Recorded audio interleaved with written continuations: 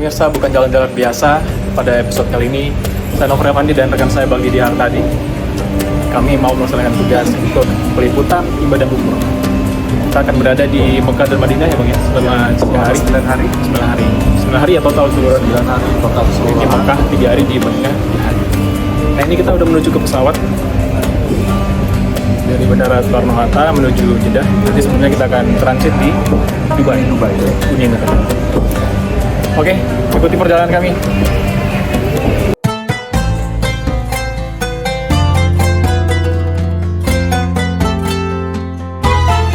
Malam hari di Bandara Soekarno-Hatta menjadi awal perjalanan liputan ibadah umroh ini. Saya dan rekan saya Didi Hartadi beserta rombongan bersiap meninggalkan tanah air dengan hati yang tenang dan niat yang tulus. Di tengah suasana bandara yang ramai, kami melangkah perlahan membawa harapan menuju tanah suci.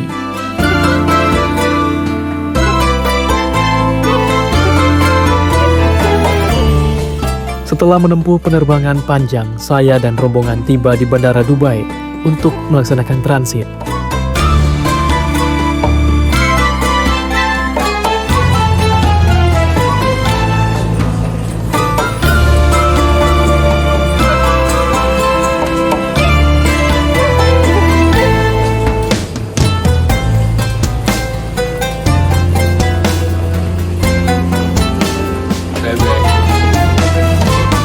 Waktu subuh masih cukup lama, namun kelelahan terasa berbaur dengan rasa syukur. Di sini kami melanjutkan perjalanan dengan persiapan batin menuju Makkah.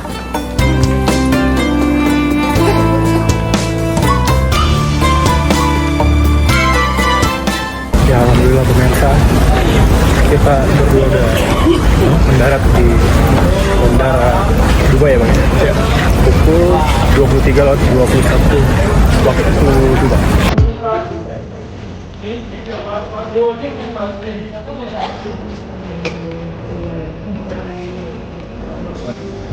Thank you.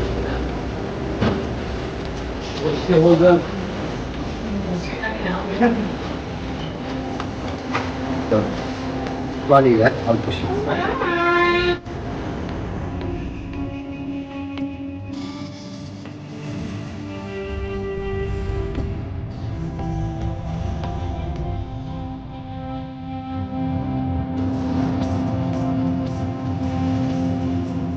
Di atas udara, kami memakai kain ihram di dalam pesawat secara bergantian dengan dibantu pembimbing umroh. Kain ihram yang sederhana menjadi simbol kesetaraan dan keikhlasan.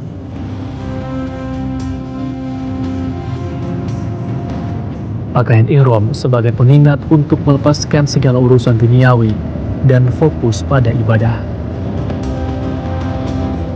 Menggunakan maskapai Emirat, jadi transfer dulu di Dubai. Nah, karena tidak memungkinkan untuk berganti pakaian ihram di Dubai, kita berganti pakaiannya di pesawat. Nah, nanti pelafatan niat umrohnya atau ambil ngikotnya nanti kita pesawat akan melintas di alam gelap. Terima kasih, San.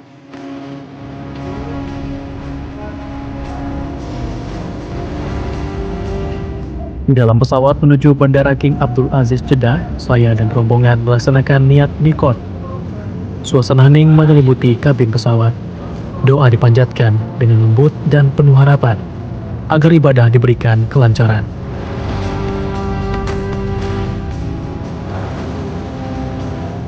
Nah pemirsa, sebentar lagi kita akan melewati mikot ya Ustaz ya, dan akan melaksanakan niat umroh. Ustaz bisa jelaskan mikot itu apa dan bagaimana rangkaian selanjutnya? Mikot itu adalah rangkaian dari pelafatan niat, di mana titik lokasinya memang sudah ditentukan dari zaman para sahabat dan Rasulullah ketika mereka sedang umroh bersama Rasulullah. Jadi ada titik-titik dari mana arah yang akan dilaksanakan baik. Karena kita dari Indonesia dan naik pesawat, maka kita nanti akan ambil mikotnya di alam lang. Jadi ketika pesawat nanti akan melintas ke alam lang, kita akan melapatkan niat jambangnya lebih ke umrohatan. Gitu. Baik. Nah, sebentar lagi kita akan melaksanakan niat umroh yang akan dipimpin langsung oleh Ustadz Supriyadi selaku tim leader. Kita akan lihat seperti apa nantinya pelaksanaan di pelafazan niat. Bismillahirrahmanirrahim. Bismillahirrahmanirrahim. Nawaitul umratan wa ahramtu biha wa in habasani habisun wa ma'ili haitsu habastani. Bapak Ibu, sekarang Bapak Ibu sudah dalam keadaan berihram. Jadi mohon dijaga larangan-larangan ihram ya. Baik, sama-sama kita labbaik la syarika lak labbaik innal hamda wal ni'mata laka wal mulk la syarika lak.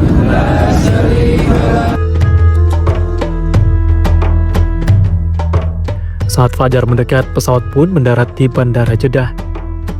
Saya dan rombongan menyambut pagi dengan rasa haru.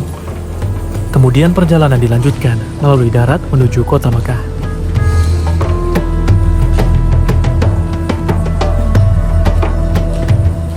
Ya, alhamdulillah pemirsa, bukan jalan-jalan biasa.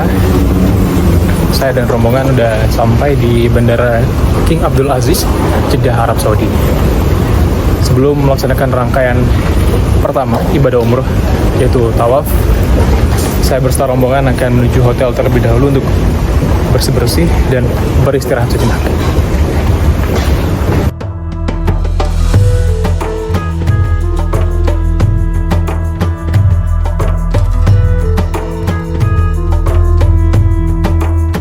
Dalam perjalanan menuju hotel di Makkah, dari dalam bus terlihat jemaah melaksanakan sholat subuh di pinggir jalan dan di depan hotel. Suasana ini menghadirkan ketenangan dan rasa damai yang mendalam.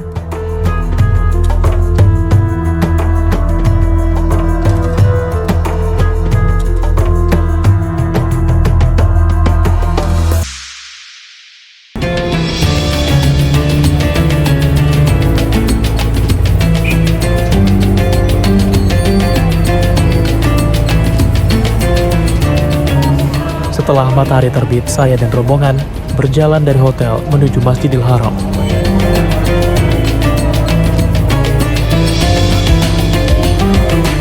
Langkah demi langkah mengantar kami ke hadapan Ka'bah.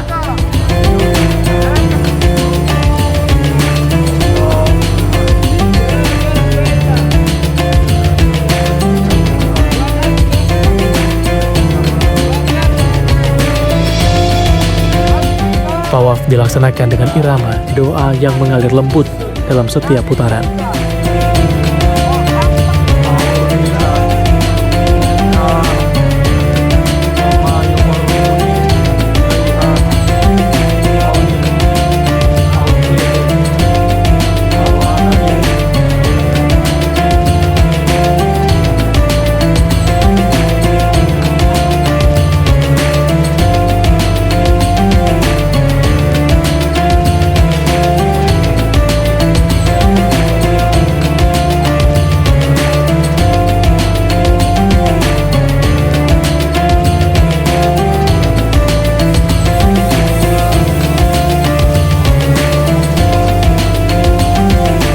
Rangkaian sa'i menjadi perjalanan spiritual antara Safa dan Marwah. Saya dan rombongan menghayati makna ikhtiar dan kepasrahan sebagaimana teladan Siti Hajar.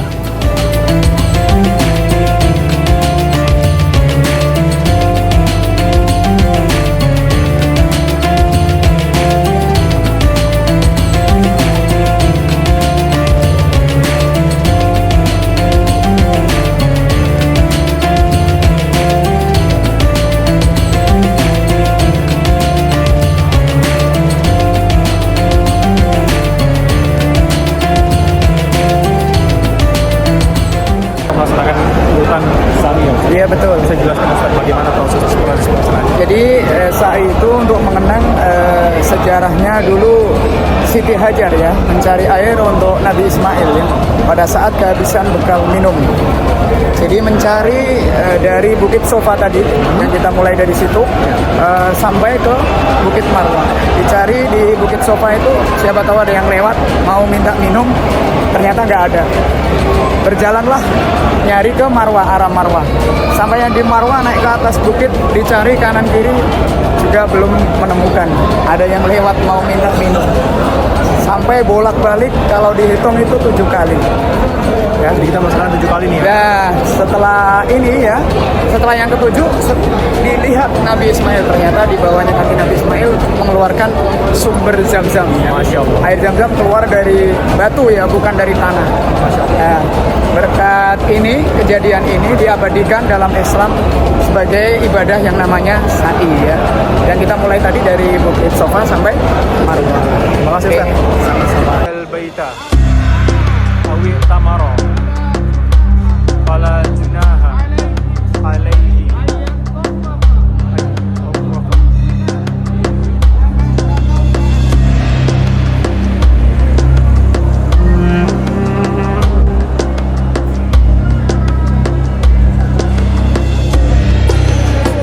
Tahallul menandai selesainya rangkaian utama umroh dengan potongan rambut yang sederhana.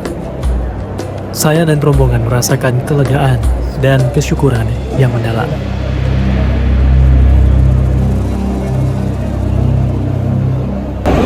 Saya sudah melaksanakan tahallul. Saya sudah melaksanakan tahallul yang dilakukan oleh Rawi. Ini menandakan selesai sudah rangkaian ibadah umroh yang dilaksanakan oleh saya dan rombongan. Ungkapan rasa syukur dan kebahagiaan terdengar dari para jemaah. Ibadah ini bukan tentang siapa yang menang, melainkan tentang hati yang kembali tenang dan bersih.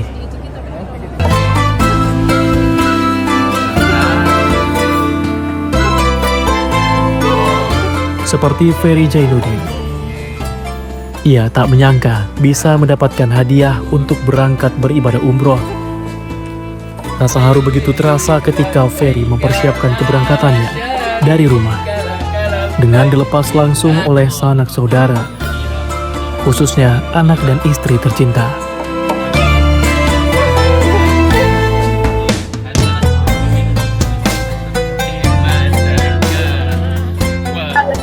Ya terus terang aja perasaan yang saya rasakan saat ini begitu luar biasanya gitu.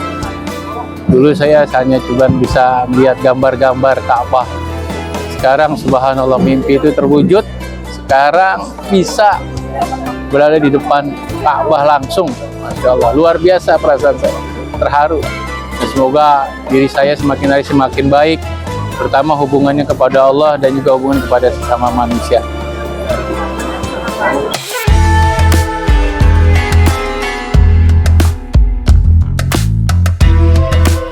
Seusai menjalani ibadah, saya dan rombongan meluangkan waktu untuk merefleksikan perjalanan ini. Maka memberikan pelajaran tentang kesabaran, keikhlasan, dan kebersahajaan.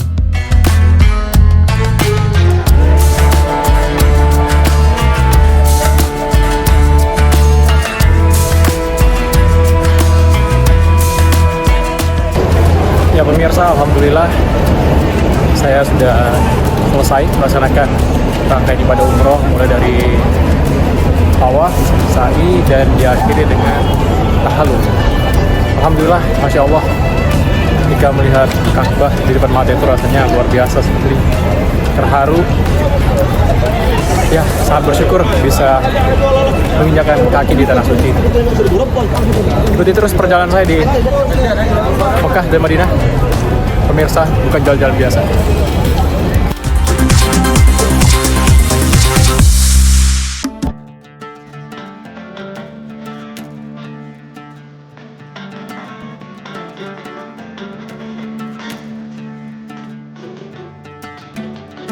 Perjalanan umroh bukan hanya tentang menempuh jarak ribuan kilometer menuju tanah suci, namun juga perjalanan batin yang mengajak setiap jemaah untuk menata niat dan menyelaraskan hati.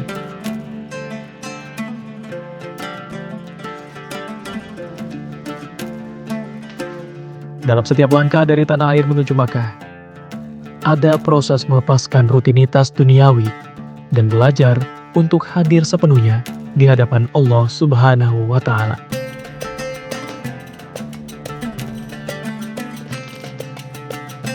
Ihram yang dikenakan menyimbolkan kesetaraan, bahwa setiap jemaah datang dengan kedudukan yang sama, tanpa gelar dan perbedaan. Semua berdiri sebagai hamba yang memohon ampunan dan rahmat.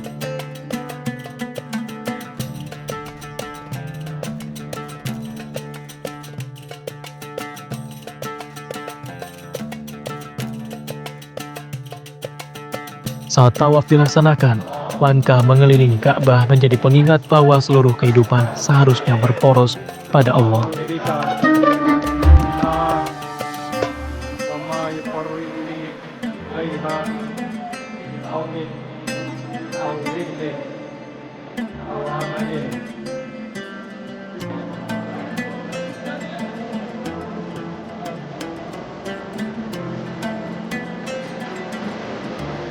Sementara itu dalam sa'i, perjalanan antara Safa dan Marwah mengajarkan makna ikhtiar dan kepercayaan penuh atas pertolongannya.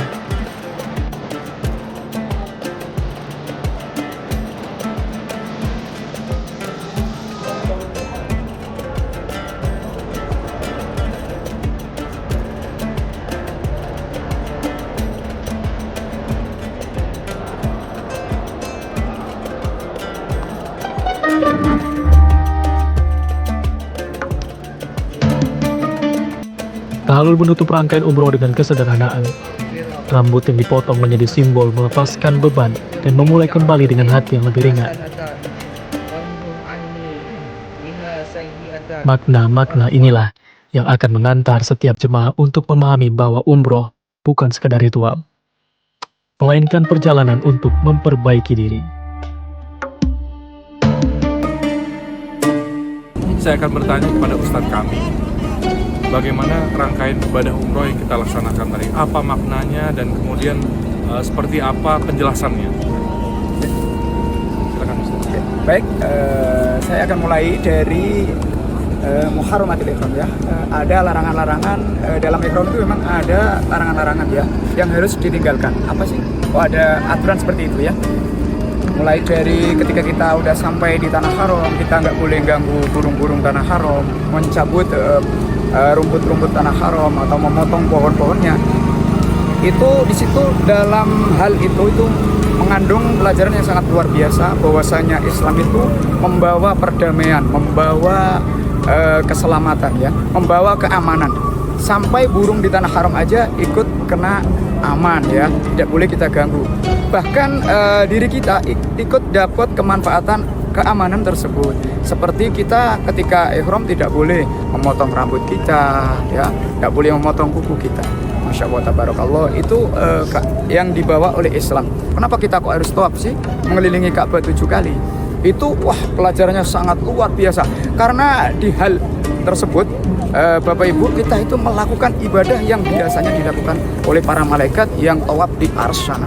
Masya Allah tabarakallah. Kalau sa'i itu mengenang jeripayah istrinya Nabi Ibrahim yang bernama Siti Hajar ya. Ketika mencari air dari Bukit Sofa ke Marwah, dari Marwah ke Sofa untuk mencari air. Nah, Rasulullah dulu mencontohkan memotong rambut atau tahallul ya, kita ikut aja. Jadi itu sudah satu paket. Perjalanan umroh ini bukan sekedar berkunjung semata, namun perjalanan hati. Saya dan rombongan belajar bahwa dalam setiap langkah ibadah terdapat makna yang menyejukkan jiwa.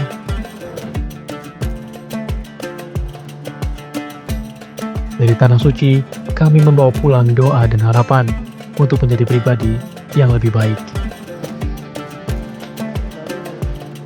Perjalanan kami tak berhenti di sini. Selanjutnya Madinah akan menjadi tujuan berikutnya. Ikuti terus perjalanan spiritual ini di episode berikutnya. Tetap saksikan bukan jalan-jalan biasa.